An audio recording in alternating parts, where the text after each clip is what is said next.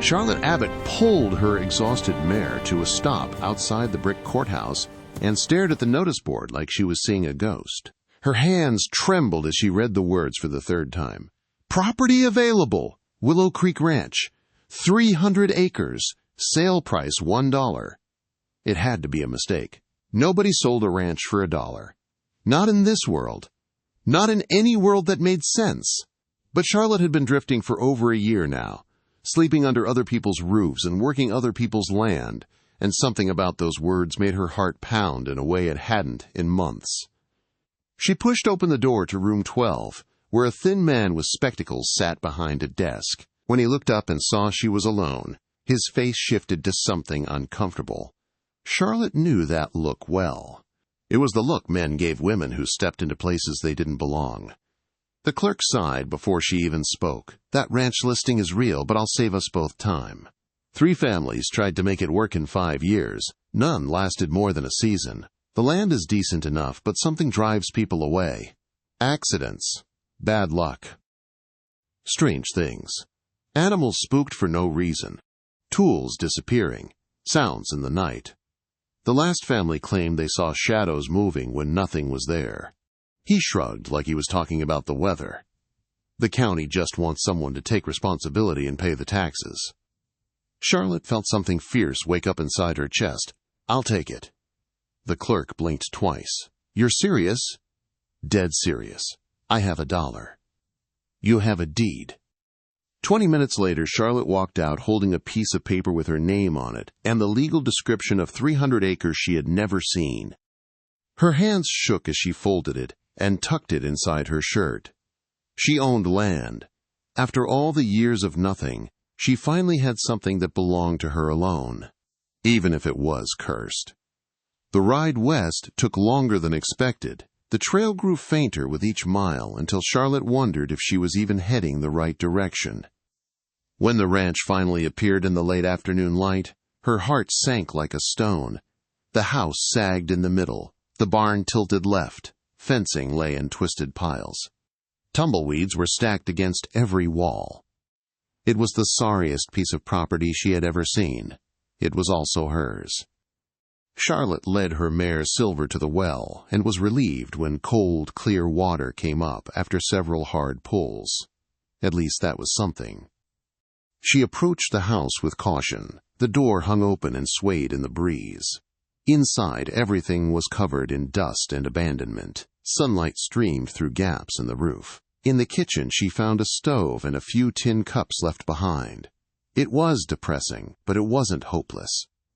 After settling Silver with some grain, Charlotte decided to check the barn before darkness fell. Most of the stalls were empty and thick with cobwebs. But as she moved deeper into the shadows, something made her freeze. Fresh manure. Not old and dried, but recent. Within the last day or two. Her hand moved to the pistol at her hip. If someone's in here, show yourself. I'm the new owner, and I'm armed. The response came immediately. A deep rumbling snort from the last stall, followed by the sound of something large, moving in the darkness. Charlotte approached slowly, and her breath caught when she finally saw him. A horse stood, watching her, with an intensity that was almost unnerving. This wasn't some gentle farm animal. This was massive. Easily the largest horse she had ever seen up close. His coat appeared to be deep reddish-brown, almost like burnished rust beneath the dirt. What struck her most was the intelligence in his eyes. This horse was studying her just as carefully as she was studying him. Well, Charlotte said softly, I wasn't expecting a roommate. The horse's ears flicked toward her voice, but he didn't move. She could see he was in rough shape, ribs too prominent, coat matted with burrs and mud, hooves that hadn't been trimmed in months. But underneath the neglect was an animal of remarkable quality. Powerful hindquarters, deep chest, a refined head that spoke of good breeding. How long have you been here? Did the last owners just leave you? The horse snorted again, softer this time, almost like an answer. Charlotte backed away slowly. All right, I'm going to get settled for the night. Tomorrow we'll figure out what to do about you. That night, Charlotte lay wrapped in her bedroll, staring up at stars through the broken roof. From the barn, she heard sounds of movement. her mysterious companion making his presence known. Questions churned in her mind. Who owned him? Had he been abandoned? How had he survived alone? And what was she supposed to do about him? Taking him could be horse theft, a hanging offense in some places. But as she stared at the stars, a strange certainty settled over her. She and that horse were meant to find each other, both abandoned, both surviving against the odds, both too stubborn to quit. Tomorrow she would start earning his trust. Whatever his story was, they were in this together now. Dawn came with roosters Charlotte didn't know existed. She dragged herself up, every muscle screaming, and got a fire going for coffee strong enough to raise the dead. After choking down some hardtack and dried beef, she filled a bucket with water and headed to the barn. Silver nickered a greeting, but Charlotte's attention was on the last stall where the big, rust-colored horse waited. In the morning light, she could see him clearly now. His coat really was a remarkable shade, like a new penny. His mane and tail were long and tangled. Those dark, knowing eyes tracked her every movement. "Good morning," Charlotte said quietly. "I've brought you some water. I'll set it right here." She placed the bucket just outside the stall, close enough for him to reach, but not so close he'd feel trapped. The horse eyed the bucket, but didn't move while she was near. Charlotte grabbed a pitchfork and started mucking out Silver's stall, keeping up a steady stream of conversation. "I figure we should get properly introduced. My name's Charlotte Abbott. I bought this place yesterday, though calling it a purchase seems generous when it only cost $1. I'm guessing you've been here longer than me. Got a name? No, of course you don't. Or if you do, you're not telling." She worked steadily, filling the wheelbarrow and dumping it outside. When she returned, the big horse had moved closer to the water bucket, though he still hadn't drunk from it. "I know you don't trust me yet. That's smart. Trust should be earned, not given freely. But I can't keep calling you horse or you. Seems disrespectful. So I'm going to give you a name. How about Rusty, because of your coat? Simple, but it fits." The horse's ears swiveled toward her, and Charlotte chose to interpret that as acceptance. Over the next several hours, she worked on making the barn livable. She found usable hay in the loft, still sweet-smelling. She cleaned and filled water troughs. She repaired a broken gate. All the while, she talked to Rusty, letting him get used to her voice, her scent, her presence. By mid-afternoon, Rusty had drunk the water and accepted a small offering of hay, though he still wouldn't let her within 10 feet. Progress, Charlotte thought. Slow, but progress. The next week fell into rhythm. Wake with the sun, tend both horses, spend days on urgent repairs. The house needed the most attention. Patching the roof with salvaged boards. Sweeping out months of dirt. Making it minimally habitable. Exhausting work made harder by summer heat and dwindling supplies. But every morning and evening she made time for Rusty. Fresh water and hay. Cleaning around his stall. Talking about her day, her plans, her past. She told him about growing up on a small farm in Missouri, about losing her parents to fever, about years of drifting from job to job, never finding where she belonged. Rusty listened with those intelligent eyes, never approaching but never fleeing. A careful dance between two weary souls, each waiting for the other to make the first move.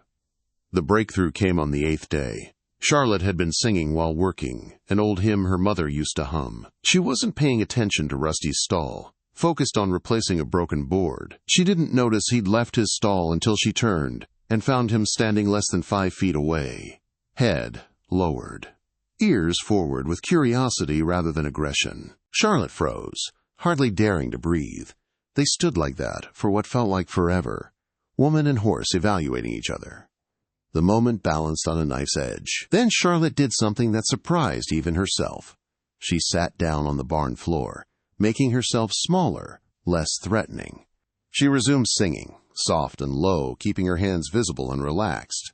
Rusty took one step forward, then another. He stretched his neck out and touched his nose to Charlotte's outstretched hand, whiskers soft against her palm. "Hello, Rusty," Charlotte whispered, tears stinging her eyes. "It's good to finally meet you properly." After that day, everything changed. Rusty began following Charlotte around the property, keeping a respectful distance but clearly interested. He'd whinny when he heard her voice in the morning. He started accepting treats, carefully cut apple pieces. Most significantly, he allowed her to touch him. At first just his neck and shoulders, always with slow movements that gave him time to move away.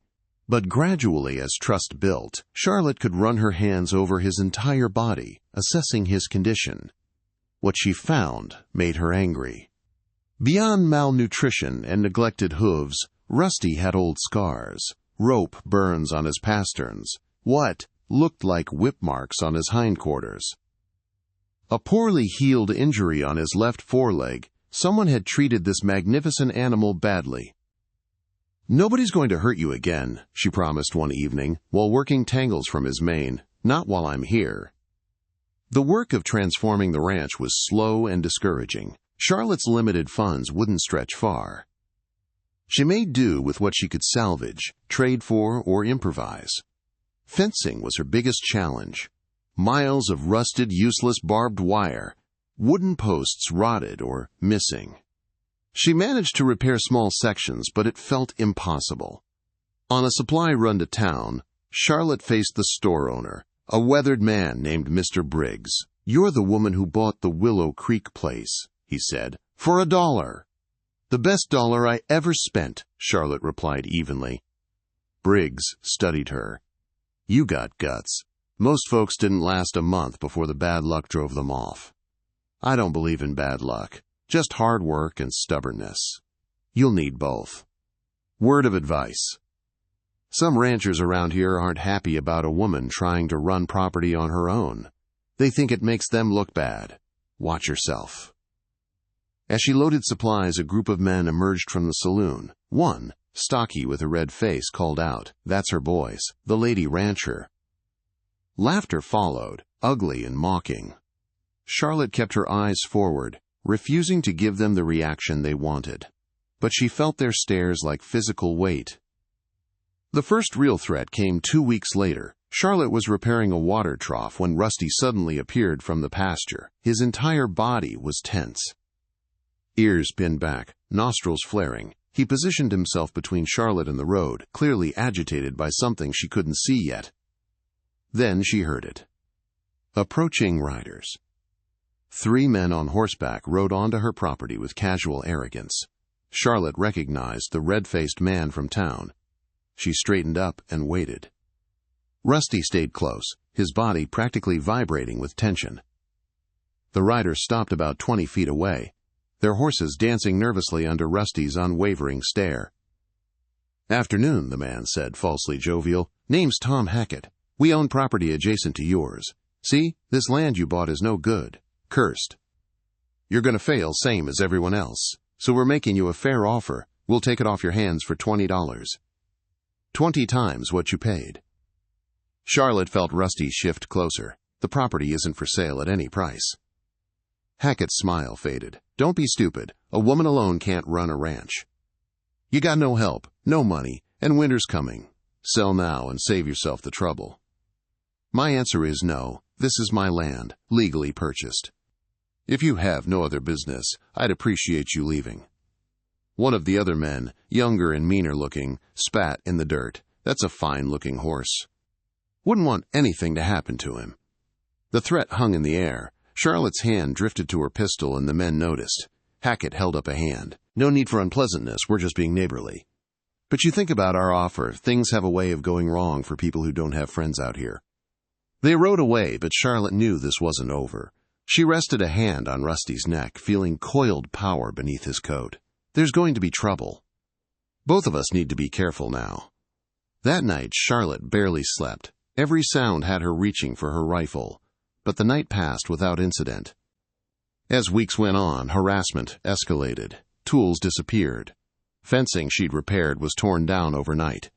She found boot prints near the barn. Most disturbing was the morning she found a dead coyote hanging from her gate. A clear message. Charlotte cut it down and buried it, jaw set with determination. Rusty became increasingly protective. He'd position himself between Charlotte and any threats, his ears constantly swiveling. At night he stayed near the house rather than the barn, a self-appointed guardian. One evening, as Charlotte cleaned her rifle on the porch, Rusty stood nearby, surveying their small kingdom. "You know what I think? I think someone hurt you badly before. That's why you were so wary. And maybe you're protecting me because you understand what it's like to need protection." Rusty turned his head to look at her, and Charlotte felt certain he understood every word. "We're going to make it through this, together. Because neither of us has anywhere else to go, and sometimes that's the best reason to fight." The situation came to a head on a moonless night in late September. Charlotte was awakened by Rusty's warning call. A sharp, piercing whinny, unlike anything she'd heard from him before. She grabbed her rifle and burst out to find Rusty standing in the yard facing the eastern pasture where an orange glow was growing against the dark sky. Fire! Charlotte's blood turned to ice. She could see figures on horseback silhouetted against the flames, riding in circles to spread the blaze further. This wasn't an accident. This was deliberate destruction. She fired a shot into the air, more to announce her presence than to hit anyone. The riders scattered immediately, but the fire continued to grow, consuming dry grass with terrifying speed. For the next 2 hours, Charlotte fought the blaze with everything she had, bucket after bucket of water from the well, her arms screaming in protest. Beating flames with wet burlap sacks until her hands were raw and bleeding. Digging fire breaks with a shovel, trying to contain it before it reached the barn and house. And Rusty was there beside her through it all. He used his hooves to stamp out smaller flames. He stayed close enough that Charlotte could grab his mane when exhaustion threatened to overwhelm her. He was her partner in every sense, fighting for their home with the same desperation she felt. When the fire finally burned itself out against a rocky outcropping, Charlotte collapsed in the dirt, coughing and covered in soot. Roughly 5 acres of grazing land had been destroyed, but the buildings were safe. Rusty lowered his head to nuzzle her shoulder, and Charlotte wrapped her arms around his neck, too exhausted even for tears. "We survived, but they're not going to stop. We can't fight this alone." The next morning, despite exhaustion and every muscle screaming, Charlotte saddled Silver and rode into town. She went straight to the sheriff's office and filed a formal complaint against Tom Hackett, detailing every incident and naming him as the prime suspect in the arson. The sheriff, a tired-looking man in his 50s, listened with an expression that told Charlotte he wasn't going to do anything. "You got proof Hackett was involved?" he asked. "I saw riders, 3 of them, same number that visited my property to threaten me. Seeing riders ain't proof of who they were. Could have been anyone. Drifters, maybe. My advice, sell the property and move on. Save yourself a lot of grief." Charlotte left feeling more alone than ever. The law wouldn't protect her, and the townspeople would rather see her fail than support a woman doing what they considered a man's job. She was loading supplies when Mr. Briggs called her to the counter. He glanced around to make sure they were alone. "I heard about the fire. I'm sorry. Did you also hear the sheriff won't do anything?" Briggs nodded grimly. "Hackett has friends here, men with influence. They don't like you making a success of that ranch because it challenges their assumptions." He pulled out a box of ammunition and set it on the counter. "This is on the house. And I want you to know there are people who admire what you're doing. We might not be able to help openly, but we're watching. If Hackett goes too far, if he tries something where witnesses can see, that's when we can act." It wasn't much, but it was something. Charlotte rode back with the weight of ammunition in her saddlebags and knowledge in her heart.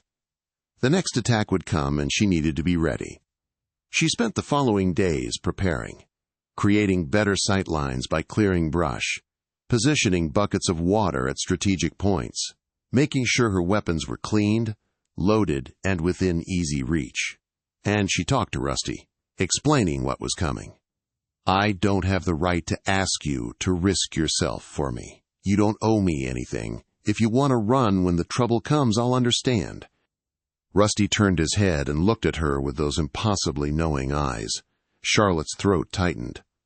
"All right then, we'll face it together." The attack came 3 nights later. The sound of hoofbeats woke her. Not 3 riders this time, but at least 6, maybe more. She grabbed her rifle and positioned herself at a window, trying to count shapes in the darkness. They came from multiple directions, clearly having learned from before. Torches arced through the air, landing near the barn, the house, the remaining pasture. Gunshots cracked through the night. Whether aimed at Charlotte or just meant to intimidate, she couldn't tell. Charlotte returned fire, aiming for the torches. She managed to extinguish one, then another, but there were too many, and she was just one person. That's when Rusty entered the fight. The big stallion burst from his position near the barn, with a battle cry that sent chills down Charlotte's spine. He charged directly at a cluster of riders, his size and speed, and sheer fury scattering their horses in panic. One rider was thrown when his mount bucked wildly. Another's horse bolted with its rider clinging desperately to the saddle. Charlotte used the distraction to pick off more torches. She and Rusty worked in concert, each covering the other's weaknesses, each amplifying the other's strengths. But they were still outnumbered and exhausted, and Charlotte knew they couldn't hold out much longer. She had just reloaded when she heard the most beautiful sound in the world, more hoofbeats, but from the direction of town. Mr. Briggs appeared first, riding hard despite his age, a shotgun across his saddle. Behind him came 4 more townspeople, all armed, all ready to fight. "For Miss Abbott," Briggs shouted, and the reinforcements joined the battle. The tide turned immediately. Hackett's men, faced with unexpected opposition, broke and ran. Some scattered individually, others fled in groups. But within minutes the property was clear. Charlotte stumbled onto the porch, her rifle lowering as the reality of survival washed over her. Rusty limped toward her, and she saw with horror that he'd been grazed by a bullet across his right shoulder. It wasn't deep, but blood matted his rusty coat, dark in the lamplight. "You're hurt," she said, her voice breaking as she ran her hands over him, checking for other injuries. Rusty pressed his head against her chest, his breathing labored but steady. Briggs approached on foot. "That's one hell of a horse you've got there, Miss Abbott."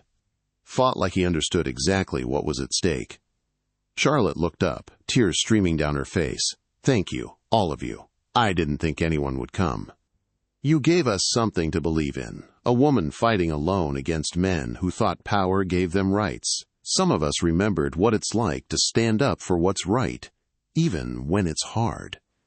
The other townspeople echoed his sentiment, tipping their hats before mounting up to return home. After they left, Charlotte tended to Rusty's wound, cleaning and bandaging it as best she could. He stood patiently, occasionally turning his head to nuzzle her shoulder. "We won. But more than that, we proved something. We proved that determination and partnership can overcome almost anything." In the aftermath, everything changed. Word spread about the battle and about the rusty stallion who fought alongside his owner. People who'd ignored Charlotte now tipped their hats. Ranchers who dismissed her started offering advice and occasionally assistance. Tom Hackett and his associates left the territory entirely, deciding their vendetta wasn't worth the risk. With support from neighbors and her own relentless work ethic, Charlotte transformed the ranch over the following year. Fences were repaired. Buildings received proper maintenance. She built up a small but healthy herd of cattle, acquired chickens and a milk cow, and even planted a vegetable garden that actually produced food. But through it all, Rusty remained the heart of everything. He was her transportation, her partner in working cattle, her early warning system. And most importantly, he was her friend through the lonely hours and difficult decisions. Charlotte never discovered Rusty's full history. Who'd owned him before, where he'd come from, how he'd ended up abandoned. In some ways it didn't matter. What mattered was that 2 lost souls had found each other when they both needed it most. On a spring morning almost 2 years after buying the ranch, Charlotte stood on her porch with coffee, watching Rusty graze in the lush green pasture. The scars from the fire had healed, replaced by thick grass. The ranch had become profitable, not wealthy, but sustainable and growing. She'd paid off back taxes and even had savings. She'd hired help and started mentoring a teenage girl who wanted to learn ranching despite her family's objections. But more than financial success, Charlotte had found something she hadn't known she was searching for, a sense of belonging. This land was hers in a way that went beyond legal documents. She'd watered it with sweat and tears, defended it with blood, built it through stubborn determination. Rusty lifted his head and looked toward the porch, ears pricked forward. Even from a distance, Charlotte could see the contentment in his posture. He'd filled out beautifully, his rusty coat gleaming, his movements confident and powerful. "Come here, boy," Charlotte called. Rusty trotted over, and Charlotte met him at the steps. She wrapped her arms around his massive neck, breathing in his familiar scent of grass and sunshine and earth. "You know what the best part of buying this place was? It wasn't the land, even though I love every acre. It wasn't proving doubters wrong, though that was satisfying. It was finding you. You showed me that family isn't always the people you're born to. Sometimes it's the souls you choose to stand beside when everything goes wrong." Rusty's response was to rest his chin on her shoulder, a gesture that had become their private language for understanding and affection. Charlotte smiled and stroked his neck. "We built something here, you and I, something that's going to last. And whatever comes next, whatever challenges we face, we'll face them the same way we faced everything else. Together." As the sun climbed higher, Charlotte released Rusty and watched him return to grazing. She had work to do, fences to check, cattle to move. 1,000 small tasks that made up ranch life. But first she stood there another moment, looking out over her land, her home, her hard-won piece of earth. She'd bought a ranch for $1 and found so much more than property. She'd found purpose, community, and a partner whose loyalty and courage had saved her life more than once. The $1 Charlotte Abbott spent at the Cottonwood Creek Courthouse was the best investment she ever made. Not because of the land it purchased, but because of the horse who was waiting in the barn, and the life they built together against all odds. Sometimes the most valuable things come in the most unexpected packages. Sometimes a curse is really a blessing in disguise. And sometimes a woman and a horse can prove that determination, trust, and partnership are more powerful than any obstacle. Charlotte Abbott and Rusty had proven all of that, and more. And their story, told and retold around fireplaces and in saloons across the territory, became a legend of its own. A reminder that sometimes the best things in life cost almost nothing, and that family comes in many forms, including 4 legs and a rusty-colored coat.